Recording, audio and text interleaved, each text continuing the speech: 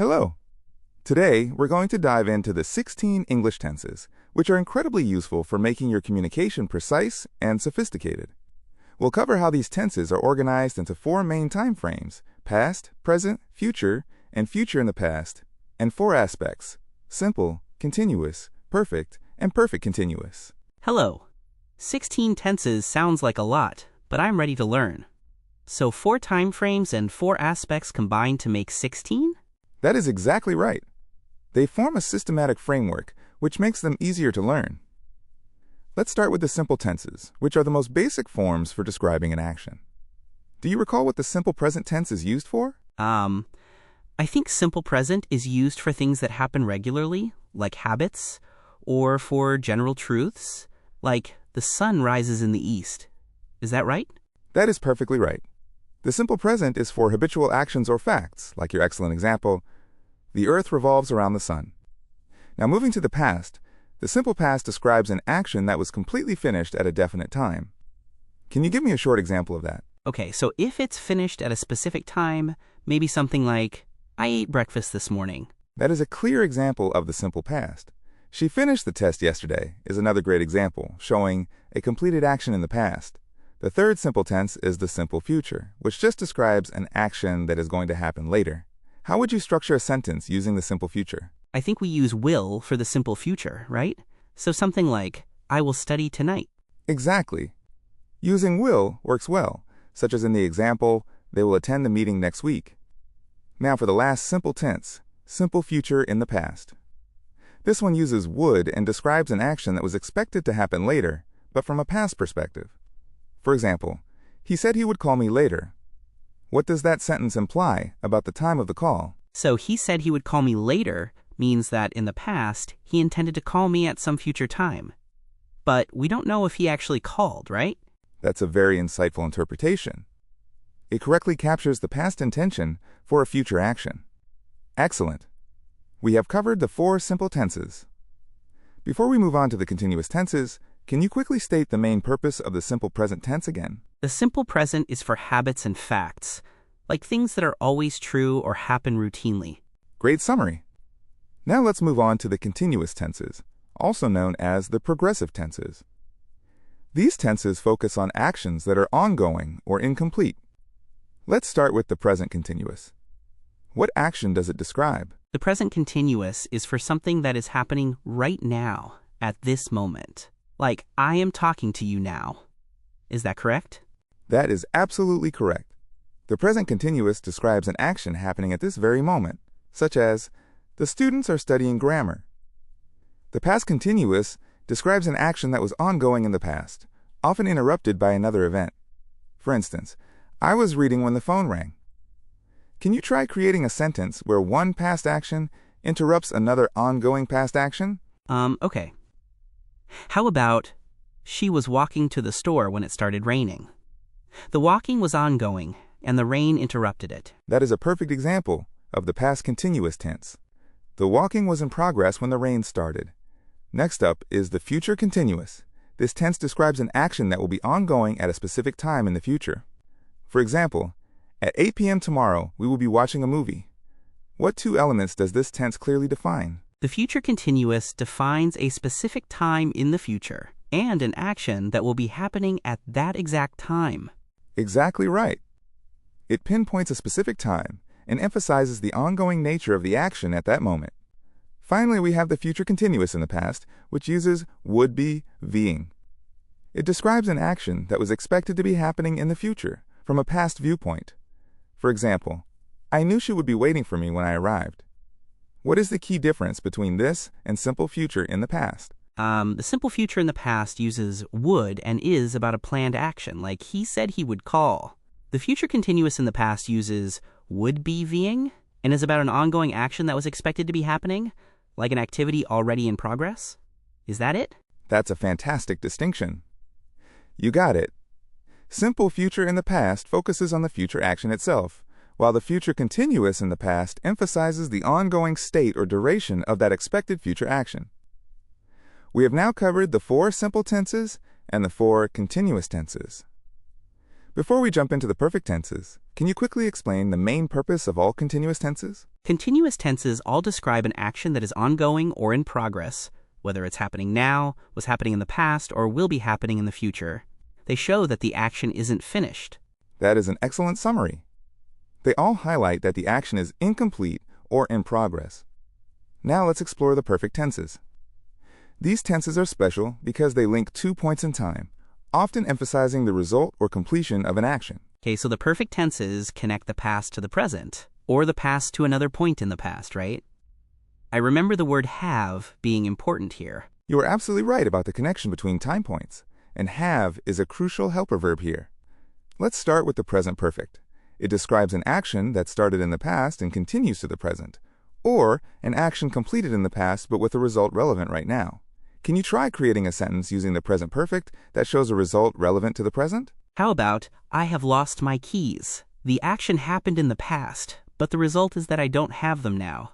That is a perfect example. The past action of losing the keys has a direct impact on the present. Another example is, I have lived here for 5 years, showing an action that started in the past and continues now.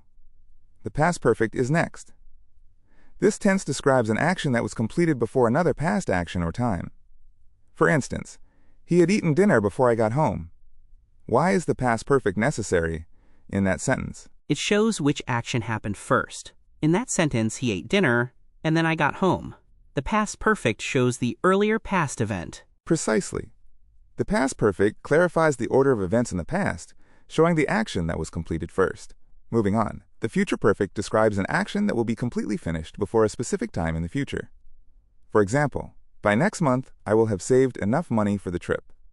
What is the key phrase that makes this tense necessary? The key phrase is by next month, or any specific deadline in the future. It sets the point when the action will be totally complete. That's exactly right. You need that by phrase, or specific future deadline, to show that the action will be completed before that time. Finally, for this group, we have the future perfect in the past. This often uses would have VED and expresses an action that would have been completed in the future, viewed from the past.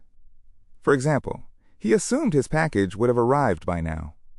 What is the main idea being conveyed here? I think it expresses an expectation from the past about a completion point in the future. Like, he thought it would be finished by a certain time, but that time is still in the future relative to when he thought it. It sounds kind of hypothetical, too. You've nailed the complexity of it. It describes a past expectation about an action that should have been completed by a certain future time. It definitely carries a sense of expectation or assumption. We have now covered the 4 simple, 4 continuous, and 4 perfect tenses.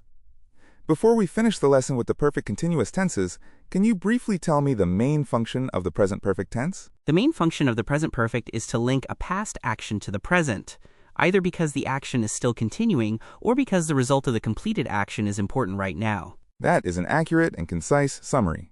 It's all about connecting the past and the present. Now let's look at the final group, the perfect continuous tenses. Just like the perfect tenses, they link 2 points in time, but they specifically emphasize the duration of the ongoing action. Okay, so if the perfect tenses show completion or result, the perfect continuous tenses show how long the incomplete action has been going on. That is a perfect way to look at it. They highlight the duration of an ongoing action. The present perfect continuous describes an action that started in the past, continued up to the present, and might still be going on. For example, they have been practicing the violin for 3 hours. What word in that example highlights the duration? The word for highlights the duration. For 3 hours tells us how long the practicing has been happening. Exactly right. Words like for and since are key markers for this tense. The past perfect continuous describes an ongoing action that was in progress right up to the time another past action occurred. For example, she had been studying all night, so she was tired. What caused her tiredness in this sentence? Her being tired was caused by the continuous action of studying, which happened right up until she was tired. The studying was the ongoing cause. That is correct. The past perfect continuous clearly shows the cause, as the ongoing action of studying led directly to her past tiredness. Next is the future perfect continuous. This describes an ongoing action that will continue up to a specific future time, again emphasizing duration. For example, by the end of the semester, I will have been writing this novel for 6 months. What is the main focus of this sentence? The main focus is the length of time, the 6 months that the writing action will have been happening by that future deadline. It emphasizes the duration leading up to the end of the semester. Spot on. It's all about measuring the length of the activity right up until the future cutoff point. Our last one is the future perfect continuous in the past. This describes an action that would have been ongoing until a future time, viewed from the past. For example, she thought she would have been teaching for 10 years by the time she retired. Why is the use of thought important here? The use of thought is important because it shows this whole idea of the duration of teaching is an expectation or belief held in the past about a future event that may or may not happen. It's not a definite fact. That's a very clear way to put it. Thought establishes that the entire statement is based on a past assumption or viewpoint about a future duration, not a definite plan. We have now covered all 16 tenses and how they are structured. You have demonstrated a strong understanding of their functions. Thank you. I feel much better about the structure now. It's helpful that they break down into those 4 aspects. Just to make sure I've got the biggest difference, can you summarize the main distinction between the perfect tenses and the perfect continuous tenses? That's a fantastic question for review. The main distinction is focus. Perfect tenses emphasize the completion or result of an action, while perfect continuous tenses emphasize the duration of that ongoing action. Do you see the difference between I wrote the email simple past and I have written the email present perfect? Yes, I do. I wrote the email just states a completed event in the past. I have written the email focuses on the result. The email is finished now, maybe so I can send it. So, for example, the difference between I have fixed the car, present perfect, and I have been fixing the car, present perfect continuous, is that the first focuses on the car being ready now, and the second focuses on how long I spent working on it. Is that right? That is a perfect comparison. Your analogy clearly shows the difference in focus, result versus duration. Understanding these precise distinctions, especially how one tense shows a completed action and another shows the length of time leading up to a point, is crucial for sophisticated writing. That makes a lot of sense.